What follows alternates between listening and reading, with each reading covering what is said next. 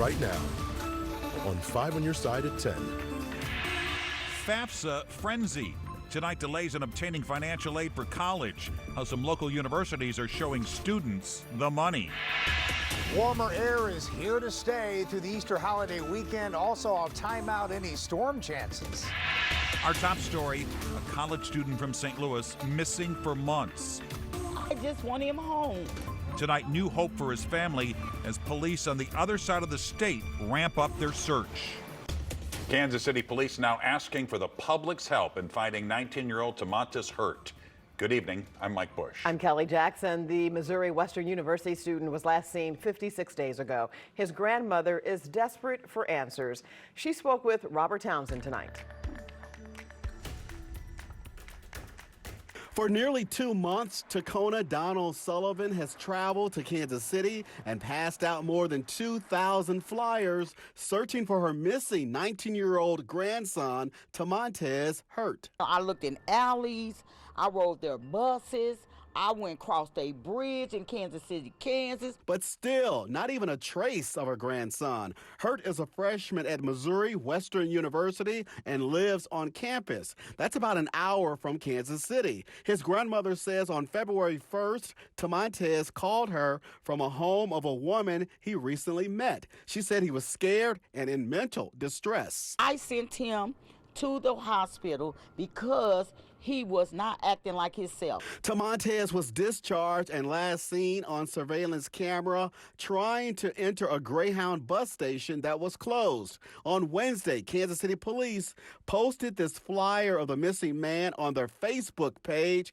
and for the first time pleaded to the public for help. I wasn't getting any answers from KCPD. A KCPD spokesperson says detectives have exhausted all investigative leads at this time and feel it is in the best interest of the case to request assistance from the public. That's all I wanted in the beginning, to get him out here because Kansas City is very big. Meantime, the Missing Persons Task Force headquarters in St. Louis is now stepping in to help her find her grandson. So we're putting together not only a major search, but we're putting a major social media and local boots on the ground campaign for awareness. I can feel that he is alive. Hurt's case is getting national attention. Next week, NBC's Dateline is expected to reach out to Donald Sullivan and profile her grandson's disappearance. Tonight, the family of the Mizzou student found dead in Nashville, Tennessee, 2 weeks after he was reported missing are seeking another autopsy. His body was found in the Cumberland River last week. Police believe his death was an accident. A family friend says Strain was found without his wallet, pants, boots, and no water in his lungs. We talked with former St. Louis medical examiner Dr. Michael Graham. He tells us it's not unusual for bodies found in water to not have water in the lungs or to be missing clothing because of currents. There will be a public visitation for Strain tomorrow in his hometown of Springfield, Missouri. Tonight, a no bond warrant is out for a St. Louis firefighter charged with possessing child sex abuse images. And court documents reveal he may have viewed them while on the clock. Investigators say they found more than 200 pictures and videos on Jarrett Morton's phone and a Dropbox registered to his email address. They were traced back to an IP address assigned to Firehouse 5 on North Market Street in North City. We've reached out to the department for comment, and we have not yet heard back. Tonight, dozens of women could be victims of an invasion of privacy. St. Charles County prosecutors say Timothy Fry secretly recorded partially and fully nude women in public restrooms and dressing rooms across the area. Investigators did not release specific locations. One of the victims was as young as 15 years old. Fry posted bond just yesterday. Did you feel it? A magnitude 2.8 earthquake rocked the Metro East just before 7 tonight. According to the U.S. Geological Survey, the epicenter was in Clinton County, just north of Germantown. People throughout the Metro East reported feeling the tremor. There are no reports of damage or injuries. A frenzy tonight for current and prospective college students struggling with applications for federal student aid. The process is plagued by delays. 5 on your side's Laura Barczewski explains how it's all due to a major overhaul of the FAFSA program. Laura? It is, Mike. Not only were there problems submitting applications, universities still haven't received as many of the completed applications because of the FAFSA software overhaul. And therefore, families don't have the results to make the best decision on where to send their students to school. Parkway South parent Stacy Burian says it took them from December to March to file a FAFSA application for their daughter who's set to graduate in May. She had to restart her application maybe 7 or 8 times. She was accepted to 3 schools, including St. Louis University. And while all of them have been understanding of the issue, they're all on different timelines. But we are also getting emails from schools saying, hey, your down payment's due. Well, we don't know what that is, and we don't know if she's going there. St. Louis University is trying to take the guesswork out of this for families by providing their own financial aid tool. For example, if their data shows the student will likely get $1,000 from the government and SLU will provide another $1,000, they'll get a $2,000 award. We then ultimately do get the FAFSA information, which we do have to have, and the federal grant is only $950. We'll make that SLU grant $1,050 so that the family is held harmless. It's still a $2,000 award. SLU says they hope families can make a decision by May 1st, but there's flexibility there. Webster University is also taking a similar approach. We've pretty much done away with our priority deadlines, and we're accommodating students to provide them the aid that they would receive if they would have applied early in the normal year. While University of Missouri St. Louis doesn't have a hard deadline, which is especially important for families who have to make corrections. Once those corrections happen, that doesn't necessarily mean that the schools are going to be getting that information right away. So there still could be further delays at that point. Borian says even though they're holding out hope to get this info in time, they're also planning ahead. Maybe consider a year at a community college until they can figure this out. You can get some gen eds out of the way. All 3 schools I spoke to say they're behind in receiving the applications from the government. Webster University says so far they've received 2,500, but have only been able to process roughly 320 because the others require corrections.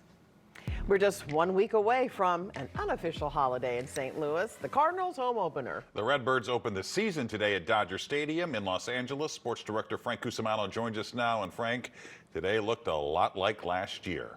Yes, eerily similar, Mike. You know, many college football coaches like to open their seasons with the weakest teams possible. Get the win, everybody's happy. Major league managers don't get to schedule. The Cardinals opened up against arguably the best team in baseball, the Dodgers. Third inning, already 2-0 Dodgers, and Mookie Betts will take Miles Michaelis deep, make it 3-0. 2 batters later, Freddie Freeman takes Miles deep, 2-run shot. Michaelis went 4 1/3 and allowed 5 runs. Spring training stats mean nothing. Paul Goldschmidt had all 3 Cardinal hits, including that home run. Dodgers win it 7-1. The skipper on his starting pitcher. Miles did a nice job. He was on the attack, got clipped a couple times, but 18 at 20 first pitch strikes. Did what he normally does. He attacked the zone. That's got him 0-0, and then Freeman got him 0-0, and they took good swings off of him. But he executed what he was trying to do as far as getting ahead. Unfortunately, it didn't work out. The Cardinals will play Game 2 tomorrow. Zach Thompson gets the ball for the Birds. For more information about next week's home opener and what's new at Busch Stadium this year, just text the word CARDS to 314-425-5355. Tonight, Metropolitan Sewer District held its final public meeting on 2 measures on the ballot next Tuesday. Prop W will make improvements to the wastewater system. Voters get to decide whether to pay for the next 4 years of work up front or spread the cost over time. Prop S would raise taxes to fund stormwater programs. MSD says the cost for homeowners would be about $25 a year. For more polling place information and what's on the ballot, just head to ksdk.com/guide, or you can text the word guide to 314-425-5355 and we'll send you a link. Tonight, Congresswoman Cori Bush is urging Walgreens to reconsider closing a store in North St. Louis. She sent a letter today to the company's CEO saying the closure would further exacerbate the issue of pharmacy deserts in her district. The store at North Grand and MLK Drive is set to close April 9th. It is part of the pharmacy chain's move to shutter more than 150 stores nationwide. New tonight, a special effort to recruit black mentors to volunteer for Big Brothers Big Sisters. It's called Black 365. As Brent Solomon explained, explains it's a campaign to match more children with mentors who look like them. And right now, there's a huge demand. If you've watched the local news lately, you've seen the headlines. Is reacting to a tragic string of teen violence. A family of a 16-year-old girl critically hurt in a fight after school. After a video of teens fighting in Hazelwood when The teen was arrested in Jefferson City and is being held at a local group that served our community for decades continues the work to put young people on the right track. Providing our youth with the opportunity to have an outlet with somebody they can just talk to. Robert Hughes is with Big Brothers Big Sisters of Eastern Missouri. The group is working to recruit 300 black mentors in 65 days. So 365, that's the play on the numbers. But why? We have a waiting list of approximately 80% African American children that are looking for representation of themselves. She'll be a teenager soon. Constance Johnson is a big sister to 12-year-old Brianna. They've had their relationship for 5 years. I want to know what's going on in school. I want to know how she's hanging out with her friends and what's the newest movie she's thinking about. She believes more youth can benefit from relationships like this. They're not all bad apples, and sometimes they just need exposure. It's more than just our neighborhood. We get a chance to experience other things and try new things that she's never done before. Exposure, opening doors to excel. I don't know, on any given day without this campaign, when you have people sign up to be a mentor, do you have a large number of black people volunteering? No, we do not. That's why this is so important. And with that said, you won't turn any volunteer away? Never, never. Brent Solomon, 5 on your side. And the program asks volunteers to commit for 1 year, providing 4 hours of quality time with a mentee per month. There will be a Black 365 kickoff day party and registration drive on April 6th. And we have more information for you on KSDK.com. The debate over 4-day school weeks. That extra day to our weekend is absolutely priceless. Supporters call it addition by subtraction. Tonight, the I-Team looks into a push in Missouri to slow the trend. Now you're going to have a day a week that a lot of folks are going to have to try to find childcare. The warmest air of spring so far and just in time for Easter, plus some timing out storm chances, mainly late into the weekend and into Monday. Tonight, 8 more juveniles could face charges in that horrific fight involving Hazelwood East students. That off-campus fight earlier this month left 16-year-old Kaylee Gain in a coma. Police arrested a 15-year-old girl just days later. She is charged with assault. Investigators have now referred 8 other teens ranging in age from 14 to 17 to family court on assault charges. Tonight, the NAACP is firing back at Missouri Attorney General Andrew Bailey over his response to that fight. He opened an investigation into the school's diversity, equity, and inclusion programs, accusing the school of putting that ahead of student safety. There is absolutely nothing that ties DEI to a fight. It's just the worst segue into political nonsense that he could have come up with. Hazelwood Schools tells us a student was suspended for another fight that happened on school property the day before Kaylee Gain was critically injured. While the district wouldn't name the suspended student, an attorney for the suspect tells us it was Kaylee Gain. 4-day school weeks are becoming a reality for more parents and students. Cash-strapped districts are trying to find ways to save money and recruit teachers. The I-Team wanted to know if it's really working and if students suffer academically. Tonight, Christine Byer shows us how widespread the trend is and why some lawmakers want to slow its growth. What time is it? Teacher Janita Dildine wasn't looking for a new job. Okay, now look at the digital clock. Especially one for less money, until a principal from the Warren County School District came calling. He definitely used the 4-day work week as a bargaining chip. School is only in session in Warren County 4 days a week. Now, Mrs. Dildine has been teaching there for 2 years, making thousands less than she did just 1 county away. To have an extra day, whether it be with our family, for self-care, for those mental breaks from teaching, or whether we use that day to plan for our classroom, that extra day to our weekend is absolutely priceless. And so when we built this building, it was... That's exactly what Warren County Superintendent Greg Klingensmith intended when 4-day school week started 5 years ago. One of our big issues that we had was teacher retention. We were losing 25% of our teachers, 25% of our teachers every year, and that's just not sustainable. Now we're ranging about that 13 to 18%. Legislation passed in 2011 allowed Missouri school districts to move to 40 weeks as long as they maintained 1,044 hours of classroom instruction each year. Warren County adds an extra half an hour onto every day and 2 weeks into the summer. Everyone has to go the same number of hours. Your academic achievement stays about the same. Now, Missouri State University researchers tell the I-Team about 180 or about a third of all Missouri school districts have made the move. The I-Team found only 2 of those districts have gone back to a 5-day week. The Fox C6 school district in Jefferson County is now considering the idea. The Fox School District, with over $100 million budget, they could easily save $1 million or more on this model. Some lawmakers, including State Senator Doug Beck, want to slow the spread of 4-day districts. He's proposed legislation that would require districts with 30,000 students or more to ask voters to approve the switch. Why would you want to take the power to make this decision away from a school board? It would be just like a tax increase. The board has to decide to get the tax increase, and then they have to go to the voters to get it.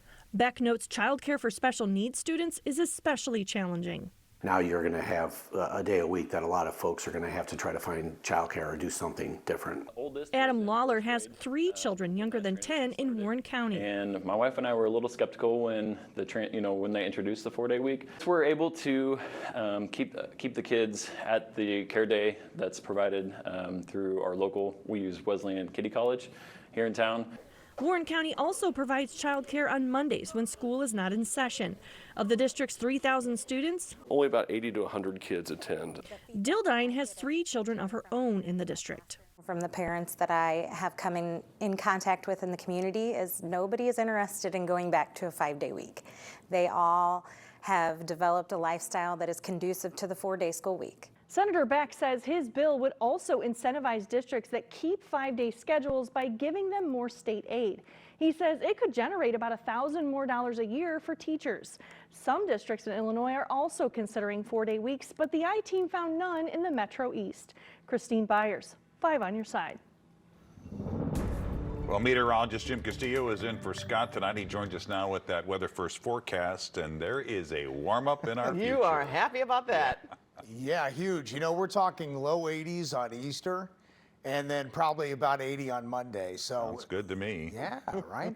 The next couple of days, we're in the 70s. Today's 67, and that area of high pressure, there it is. It's actually starting to pump in some of that air from the Gulf of Mexico. We're not humid yet, but eventually we get humid Sunday and into Monday. And then we're watching this front up to the north of us. So Interstate 70 northward is where there's a better chance of seeing maybe a quick shower or a storm late Friday night, early Saturday, and then again late Saturday night into early Sunday. But a better chance for all of us seeing that Sunday night and into Monday. But right now, it's in the 40s in some of the cooler spots, but 50s around St. Louis, 53, and that humidity is 45%. Dew point 32, south-southwest wind is light. So improving weather because we've been so cold, and temperatures tonight, not in the 30s or 20s like we had this morning, but in the 40s. In fact, low 40s in most areas around even the city. And then tomorrow it's plenty of sunshine, some clouds mixing in, and then high temperatures in the mid, maybe upper 70s. A little bit gusty too from time to time. Then the futurecast. Let's put this into motion and show you just a couple of disturbances. One right there. Here's again after 1 a.m. or before 1 a.m. Spot shower or storm north of Interstate 70 possible. Otherwise, lots of dry time, not only Friday and Saturday, but also as we get into Sunday, probably a lot of dry time south of Interstate 70, but north, closer to that front, that shower and thunderstorm activity is more likely, and maybe a couple of hailers too. We'll watch that. But Monday, widespread storms and severe weather is looking more likely. So any kind of severe weather from hail to high winds and even tornadoes can't be ruled out. So we'll be watching Monday very carefully, and especially Monday late in the day and into the evening hours, and also the overnight. All right, here's the 10-day forecast here. 76 that's tomorrow, Good Friday. Plenty of sunshine in there, a little bit breezy, some of the gusts to 30 miles an hour. A slight chance of a shower as we get into late tomorrow night, early Saturday, and then plenty of dry time Saturday, 75, and upper 70s, low 80s for Easter. It's amazing the difference of that weather. Good chance of storms, though, Easter late and into Monday. All right, Jim, thanks. Frank is next with sports. A day to forget for the Cardinals, but was it a night to remember for the Blues? Plus, City SC, are they having a good season? We'll hear from the coach on that topic next. This 5 on Your Side Sports Report is sponsored by Telly Tire and Auto Centers, driving your way since 1942. The Blues are like a teenager on probation with their parents. They just can't make another mistake. Not when you're down 6 points for the final playoff spot with just 10 games left. The Flames in town tonight. Midway first period, this is Alexei Toropchenko to Zach Bolduc with a backhander, and it's 1-0 note. Second period, and who else but Jake Neighbors does the damage in front. His 26th goal on his 22nd birthday. We're tied at 2. Later in the period, Blues on the power play, Pavel Buchnevich, his 25th. Blues led 3-2. We're tied in the third now, and Brandon Saad, who's had a lot of big goals, will do his thing again.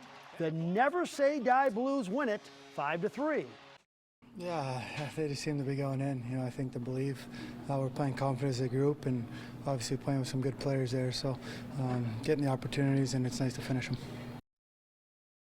So no conclusion should be drawn after one game for the Cardinals. And they were playing arguably the most talented team in baseball. But they finished in last place for a reason. It's called starting pitching.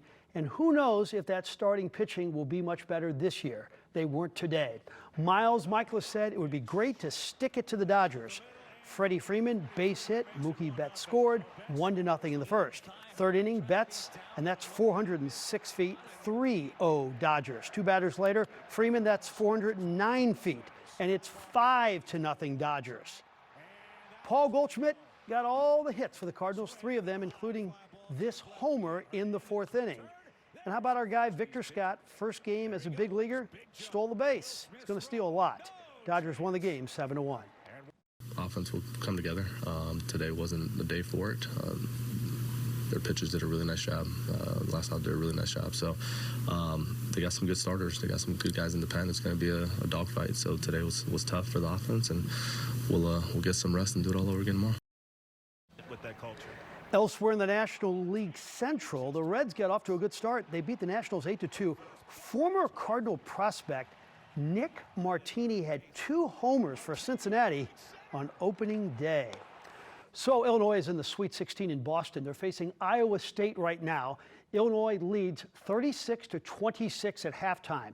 If the Illini would advance, they would play UConn in the regional final on Saturday. This 5 on Your Side St. Louis City SC coverage is sponsored by Together Credit Union. So City SC is in a 6-way tie for 3rd place in the Western Conference. They have more ties than Nordstrom's. 5 games, 4 draws. They will play at Salt Lake City on Saturday night. So they've played the 5 and tied the 4, and this is going to be a rematch of a game earlier this season. In fact, the first one of the season against Salt Lake. Sam Adeniran had a late goal, and shockingly, that game ended in a tie also. Coach Carnell, a penny for your thoughts about your club right now. We've had a pretty decent start, but now, like you say, can you will yourself to that, to get those 3 points or those 2 extra points just to reward yourself?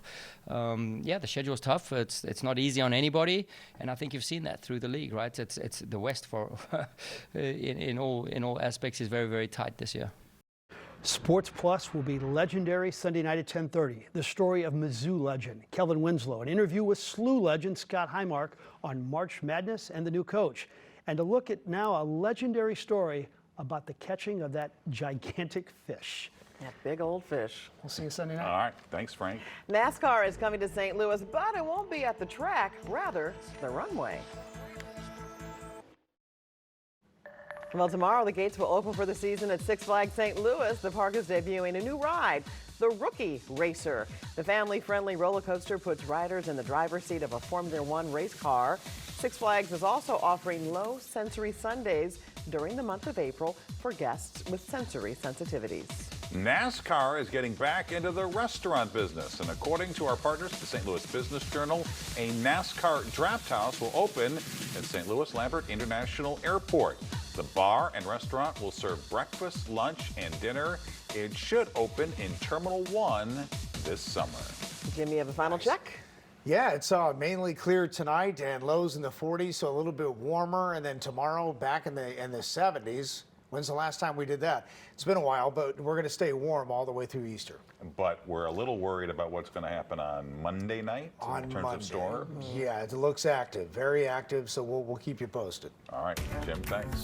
There you have it, 5 on your side at 10. The Tonight Show starring Jimmy Fallon is next. Be sure to start your day with Today in St. Louis. That starts at 4 a.m. Have a great tomorrow.